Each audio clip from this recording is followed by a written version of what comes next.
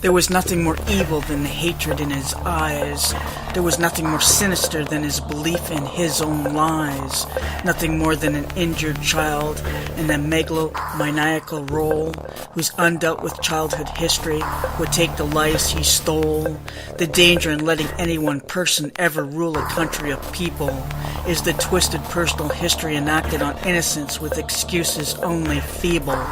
And all the fools so ready to follow his descent into a living hell, too battered by a patriarchy that left them only empty souls to sell, so numbed out that they could not rise to stop the horror he created, and so they built the fires of hell in the air of his hatred, where untold millions of lives were tortured into their violent deaths, their spirits blowing away in the smell of smoke upon their breaths, the stench of burning bodies on a sky blackened by hate.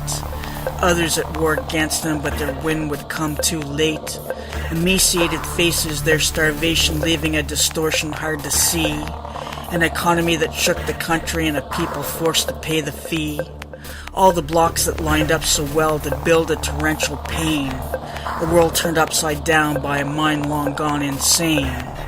Soldiers marching to the beats of hearts no longer pumping blood. How many people's dreams were crushed under the frozen mud? Ugly nightmares captured in black and white on bodies black and blue, on a landscape fed by rotting flesh, painting one man's ugly point of view. Enough images left over to capture clearly the horror of it all, and yet still we choose the leaders that only ensures our humanity will fall. Like we haven't managed to learn from a history of cruelty and hurt, or we think we buried our ugly truths deep enough in the dirt. But all we've done is nourish the roots of the evil in man's heart, the shoots of our deeply held inheritance threatening to tear us all apart. The lesson in the Tower of Babel was to find our way back home, to put away our differences because none of us was ever meant to be alone. How many of our teachers have taught us the lessons we don't hear, and the only curriculum we've adopted is the one that teaches us to fear.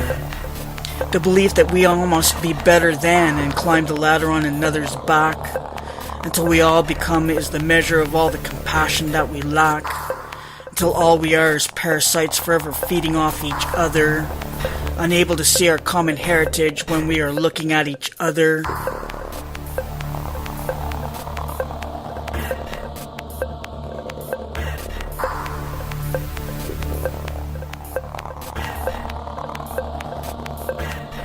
Blinded by the greed of men so rich their wealth is an insult to humanity, hoarding resources that could equal the playing field while others starve is a profanity.